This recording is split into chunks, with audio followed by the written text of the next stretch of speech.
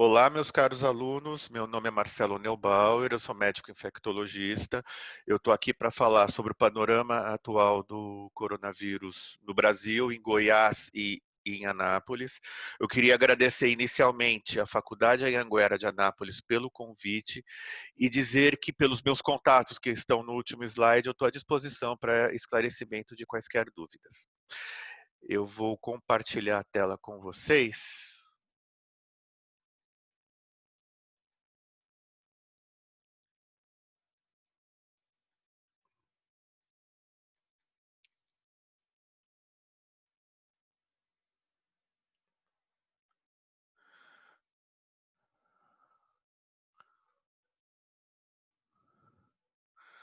Então, conforme eu disse, meu nome é Marcelo Neubauer de Paula, sou infectologista, meu CRM é de São Paulo, é número 82623, e a minha ideia é falar hoje para vocês sobre o panorama atual da epidemia de Covid-19 no Brasil. Essa aula foi finalizada hoje, às 19h30. Por quê? Porque as informações dessa doença, elas mudam numa velocidade muito grande. Eu costumo dizer que na infecção por nesta epidemia, uma semana, 2 semanas são tempos longos demais. Então a gente tem trabalhado com os dados sempre os mais atualizados possíveis para trazer a melhor informação para vocês. Bom, primeiro eu queria citar um pouco meus conflitos de interesse. Eu sou gerente médico sênior no grupo Iperafarma. Quem conhece bem o DAIA sabe que ali a gente tem uma grande planta farmacêutica. Trabalhei em outras empresas farmacêuticas, prestei consultoria para várias empresas farmacêuticas e outras empresas do segmento de saúde, mas eu queria deixar bem claro que todas as opiniões, tudo que eu coloco nessa apresentação é uma opinião pessoal minha, baseada em dados científicos, baseados em medicina baseada em evidências, baseado em números tirados de fontes oficiais de informação, e que nenhuma das empresas aos quais eu já tive algum vínculo financeiro tem nenhuma responsabilidade sobre os dados que eu estou apresentando aqui, nem sobre as minhas opiniões. Bom, quais são os tópicos dessa apresentação? Primeiro, falar um pouquinho do SARS-CoV-2. SARS-CoV-2 é o agente causador dessa epidemia da Covid-19, que é o nome que é a doença pelo coronavírus. Falar da sua infectividade, falar sobre a situação atual da epidemia em diversos lugares, falar das medidas de contenção necessárias para deter o avanço dessa doença, falar de tratamento específico e falar um pouquinho sobre vacinas contra o SARS-CoV-2. Bom, o SARS-CoV-2 é um vírus do grupo RNA, é um vírus de RNA de fita simples, da subfamília da coronaviridae.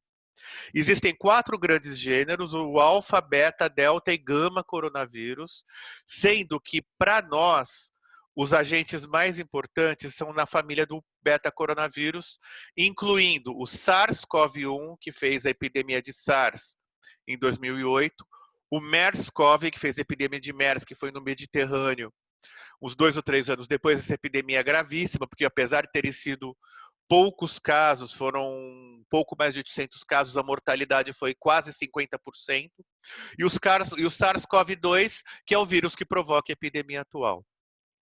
O SARS-CoV-2, a gente já tem, a partir de dados de Wuhan, várias famílias identificadas, todas elas provêm do morcego, como, aliás, é comum à família do coronavírus. A família inteira do coronavírus, ela é endêmica nas dezenas e centenas de milhares de espécies de morcegos que existem pelo mundo. O que fez as pessoas imaginarem que o morcego seria o agente transmissor da coronavirose para a espécie humana. Só que o que se sabe é que isso não procede. Na verdade, o grande transmissor do SARS-CoV-2 para a espécie humana foi o pangolim, que é esse bichinho que é tão feio, mas tão feio que ele chega a ser até simpático. O pangolim, partes do corpo do pangolim são utilizadas como ingredientes de medicamentos na China, principalmente medicamentos de execução tradicional, medicamentos caseiros, e o próprio pangolim é utilizado na alimentação. E por que que as pessoas estão ficando doentes dessa maneira, nesse volume, que são números que eu vou trazer daqui a pouco? Primeira coisa, parece que esse vírus ele necessita de um baixo inóculo. O que é um inóculo? Inóculo é a quantidade de partículas do vírus ou de bactérias que precisam entrar no corpo para provocar uma doença. Então, o que se acredita é que abaixo de 1.000 partículas virais, esse vírus não é capaz de sobreviver às defesas primárias do corpo e provocar a doença. E sequer ele ativaria o nosso sistema imunológico. Para vocês terem uma ideia, o vírus de hepatite B, que tem um inóculo muito baixo também, esse número seria em torno de 8, 9 mil, sendo que aí o contato é direto, né? O HIV é considerado um inóculo muito alto, é acima de 40, 50 mil partículas virais. O ébola é um pouquinho mais do que isso, um pouquinho mais de 1.000 partículas virais também provoca contaminação com facilidade. Então nós temos um primeiro cenário. Precisa de muito pouco vírus. A gente precisa ter 1.000 partículas virais, gente, não é nada. Eu preciso de muito pouco vírus entrando no corpo para provocar a doença. A segunda situação, a alta presença desse vírus no ambiente. Então, por exemplo, os banheiros públicos. Eu tenho muitas superfícies de transferência. São lugares extremamente arriscados. Vocês façam ideia, então, banheiro público de um hospital, de uma faculdade, de um estádio de futebol que tenha tendo jogos, de um espaço de eventos e assim por diante, aonde eu tenho uma grande circulação de pessoas, essas pessoas que podem estar eliminando o vírus sem saber que estão doentes, e eu tenho a contaminação ambiental, seja porque a pessoa elimina esses vírus no ar e essas partículas elas vão cair na superfície, seja porque ela está trazendo esses vírus nas suas mãos e toca nos mais diversos lugares. Além disso, pensem só, uma tosse, e esse vírus provoca a tosse, tem a capacidade de eliminar cerca de 3.000 gotículas de saliva, que nós médicos chamamos com esse nome tenebroso de perdigotos, a cerca de 80 km por hora. Se nós pegamos um espirro, nós eliminamos até 30.000 gotas a cerca de 300 km por hora. O infectado, uma única tosse ou um espirro, ele pode eliminar até 200 milhões de partículas virais. Lembrando que bastam 1.000 para provocar uma doença. Então vejam nesse exemplo da figura, no caso do confinamento de um avião de classe internacional, uma única pessoa infectada, ela vai infectar todas as pessoas que estão à sua volta. E aí eu tenho um grande facilitador à disseminação nos ambientes fechados, que são os ar-condicionados, como eu vou mostrar mais para frente. Na respiração habitual, um infectado, ele libera cerca de 20 partículas por minuto. Por isso que precisa de um contato um pouquinho mais longo de tempo para que a pessoa se contamine. Só que a fala aumenta em 10 vezes essa eliminação. Quer dizer, se você está conversando com uma pessoa infectada, se eu estou eliminando 200 partículas por minuto, basta uma conversa de 5 minutos para eu ter risco de me contaminar. Por isso que essa doença, ela tem uma disseminação tão rápida para as pessoas à sua volta. Por isso que ela é tão contagiosa e a gente observa os números dessa doença que são números impressionantes. E como nós estamos atualmente? Eu acho que a primeira coisa que a gente tem que dizer é que a SARS-CoV-2 não é a maior epidemia que já aconteceu na história da humanidade, vírgula, por enquanto.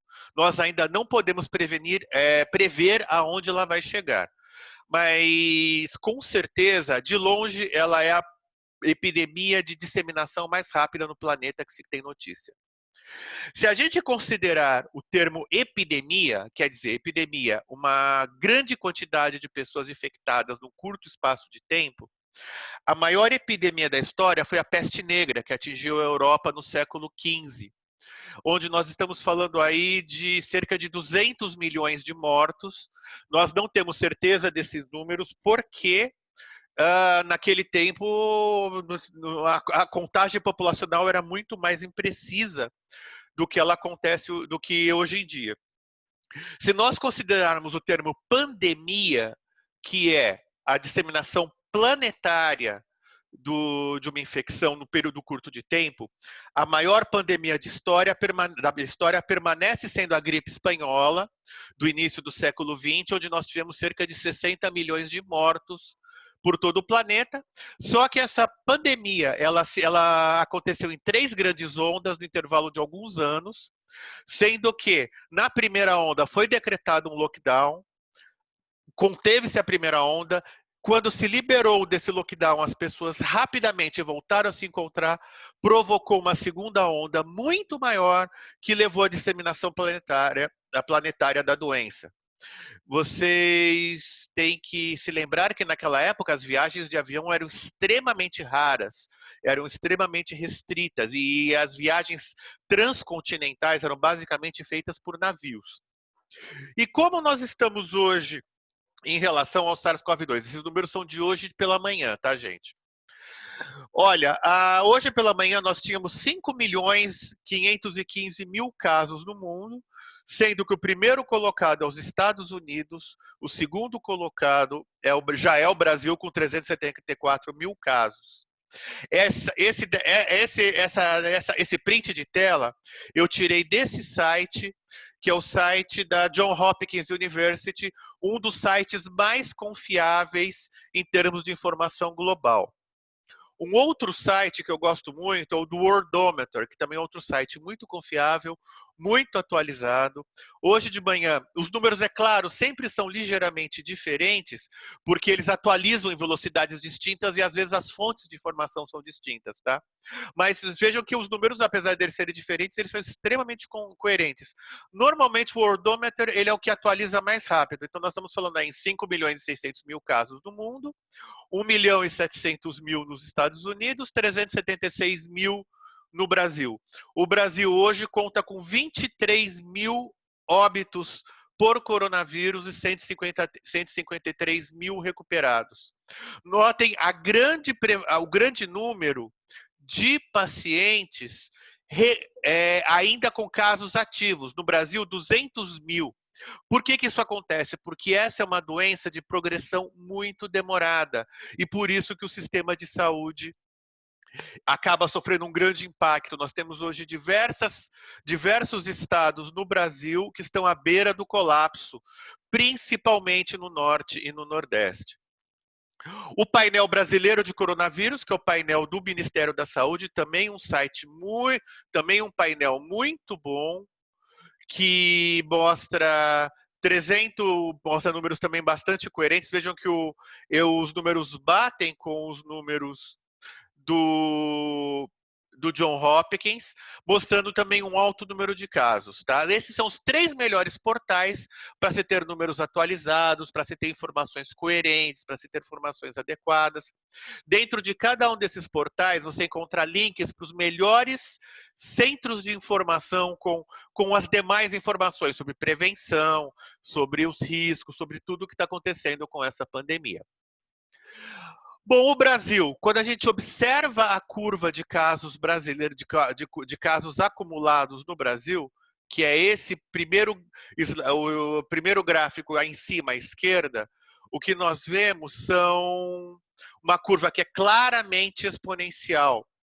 Quando a gente observa a prevalência de casos por 1 milhão de habitantes, o Brasil tem alguma coisa um pouco quase 1.800 casos por 1 milhão de habitantes. A gente é muita gente, né, gente? Os epidemiologistas consideram que acima de 1.000 casos por 1 milhão de habitantes, nós temos um alto risco de espalhamento descontrolado da doença. Quando a gente olha a curva de casos novos, a gente observa uma curva que é extremamente irregular. Essa irregularidade da curva, ela acontece porque normalmente aos finais de semana a gente tem uma diminuição dos reportes, não porque acontecem menos casos, mas porque alguns serviços, em muitos municípios, os setores dos hospitais e das secretarias da saúde que fazem o reporte às bases de dados do Ministério não funcionam. Então, eu tenho um acúmulo de casos nas segundas e nas terças-feiras. Por isso que a gente prefere, ao invés de olhar o número absoluto de casos, a gente prefere olhar a média móvel de 7 dias. O que é a média móvel de 7 dias? A cada dia eu calculo a média dos 7 dias anteriores.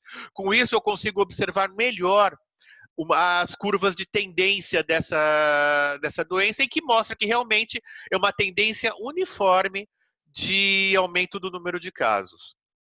Quando a gente olha o estado de Goiás, ele vinha numa situação razoavelmente estável e olhem que coisa interessante. Aqui, por volta do dia 12, 13 de maio, eu tenho uma inflexão da curva. Ela acontece no número de casos acumulados, porque aqui aconteceu um pico que se reflete também na mudança de casos novos por média móvel. O que aconteceu nesse período? Se vocês prestarem atenção, esse pico ele aconteceu exatamente após o Dia das Mães. O que nós acreditamos, até por alguns levantamentos que a gente fez com entrevistas com pacientes acometidos, foi que em Goiás não se respeitou a quarentena durante o Dia das Mães. Então, nós tivemos vários reportes de pacientes que, quando comentavam, isso foi visto em Goiânia, foi visto em diversos municípios de Goiás, que quando comentavam que a primeira pergunta que se faz quando se faz o diagnóstico de coronavírus, quem são seus contatos próximos dos últimos dias, porque nós precisamos avisá-los para que eles entrem em quarentena. É uma medida importante. O que se viu é que durante o Dia das Mães houve um grande... As famílias se encontraram, pessoas que não moravam na mesma residência se encontravam, e com isso houve um aumento de número de casos. Quando a gente olha em Anápolis, isso fica mais claro ainda, que realmente no município de Anápolis houve um aumento significativo do número de casos após o Dia das Mães, tanto que Anápolis, ela praticamente dobrou o número de casos em uma semana, levando inclusive a Anápolis a chegar a mudar a sua curva, a sua média móvel de uma forma muito significativa, e parece que o número de casos parece que está tendo uma tendência de casos novos, está tendo uma tendência à redução. O que fala muito a favor de que realmente no Dia das Mães as pessoas não respeitaram a quarentena, o que levou a um aumento do número de casos, e isso é extremamente preocupante. Bom, e quando a gente fala, por que o isolamento social? Por que não liberar não pode? Por que isolamento é importante? É muito importante a gente manter a curva de casos achatada. Quanto mais achatada nós mantivermos essa curva, mais curto será o período de isolamento e menor risco será de nós entrarmos com o sistema em colapso, como está acontecendo em alguns lugares do Brasil, onde as medidas de isolamento foram tomadas tardiamente.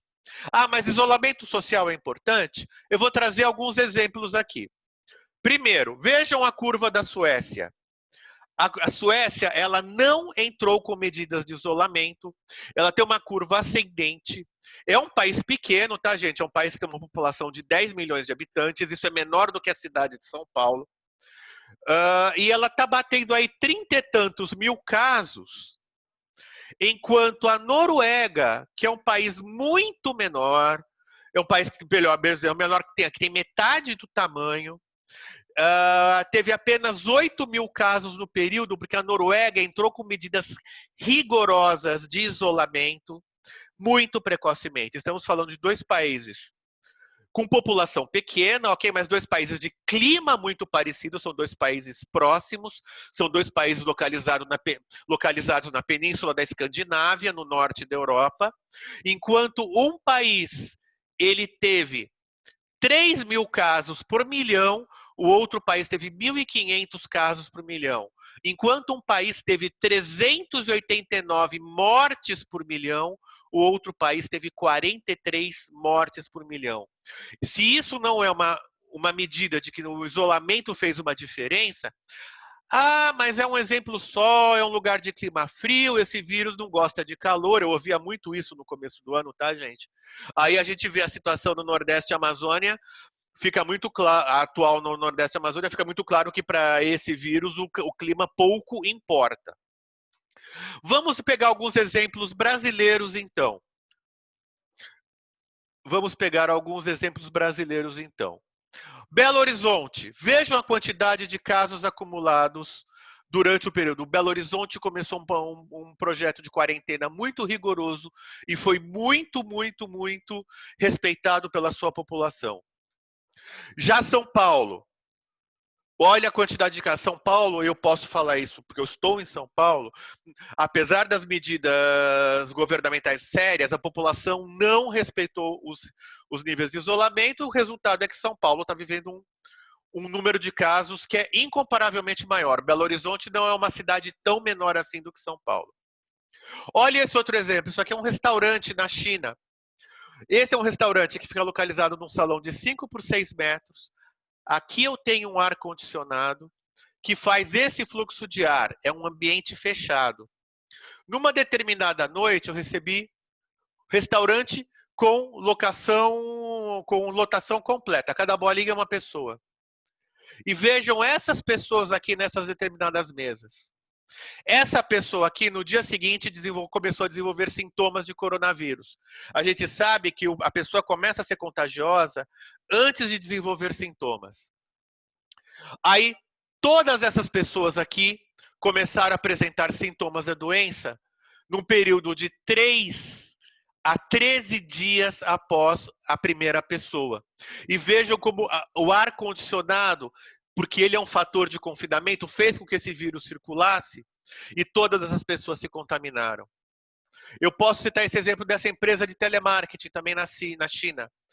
Um paciente infectado num andar, dos 216 comunicantes diretos, 94 se contaminaram. Diretamente por ele ou indiretamente por outros casos do mesmo andar. E vejam que o outro setor do prédio, onde o sistema de ar-condicionado é separado, eu tive menos contato, eu tive menos contaminados. Mas tem que lembrar que você tem contágio de elevador, porque aconteceram outros casos no prédio. Alguns cases de contaminação. Um coral religioso em Washington. Uma pessoa contaminada, tiveram uma noite de ensaio, 9 dias depois, 60 membros, 45 de 60 membros contaminados, com 2 óbitos. Uma academia no Canadá. Uma pessoa contaminada contaminou 24 de 72 pessoas frequentadores da academia. Lembrando que nem todos frequentam no mesmo horário, aí tem contaminação ambiental. Festas familiares e velórios. Uma pessoa contaminou muitas pessoas numa festa infantil e depois contaminou muitas pessoas em um funeral. Também por isso que as medidas em relação aos funerais estão sendo tão rigorosas. O que está sendo pesquisado para coronavírus hoje no mundo? Eu tenho medicamentos, eu tenho medidas de contenção social, devices, testes diagnósticos, uso de radiação, terapia gênica, combinação de produtos. Quando a gente olha medicamentos, de longe, hidroxicloroquina é o medicamento mais pesquisado, seguido da azitromicina. Stand of care quer dizer cuidados básicos, alguns biológicos, medicamentos para HIV, drogas ainda sem DCB, quer dizer, aqueles remédios que nem receberam nome ainda, que você só identificou por uma sigla, e por aí vai. Associação de hidroxicloroquina, cloroquina, etc. E o que a gente sabe hoje? Eu vou trazer para vocês o protocolo do Hospital das Clínicas da Faculdade de Medicina da USP São Paulo. A doença tem uma incubação de 2 a 14 dias, com período de 5 a 7. Transmissão média, em média, até 7 dias após o início dos sintomas. Os critérios para a gravidade.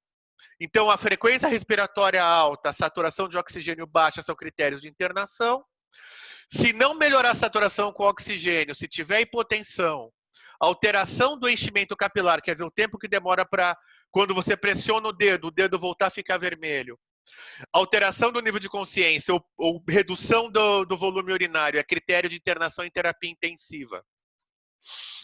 Os grupos de risco para complicações. Extremos de idade, estão começando a aparecer casos graves na infância, tá? São poucos, mas aparecem. Presença de doenças crônicas, imunossupressão, tuberculose, gestantes e puérperas e obesidade também como fator de risco isolado. O protocolo já prevê quando você usa catéter nasal, quando você usa máscara nasal de alto volume, as máscaras de vento, ou quando você vai para intubação orotraqueal. Tratamento medicamentoso. Antibióticos, no caso de imagem compatível com pneumonia, eles fazem pneumonia bacteriana secundária. O oseltamivir, se houver possibilidade de influenza, lembrando que o oseltamivir, ele não tem efeito sobre o Covid, é só se houver risco de influenza vírus. Enoxaparina, por causa dos eventos trombóticos associados. E evitar o uso de inalação. Se for necessário, medicamentos broncodilatadores na forma de bombinhas.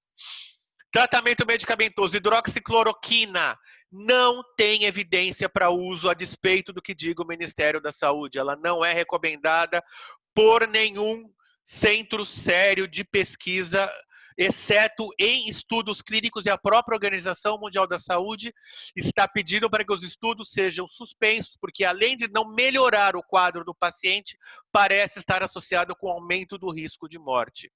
Corticoterapia ainda é um assunto controverso, o HC utiliza.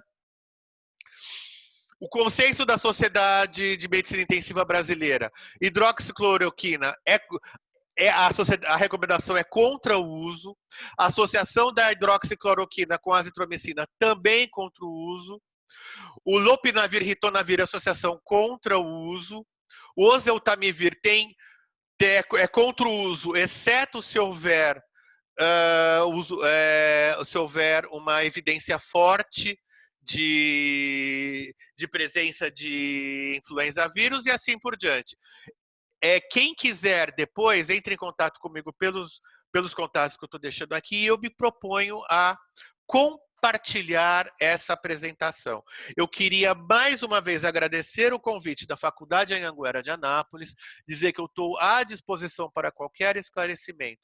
Muito obrigados a todos e tenham um ótimo evento.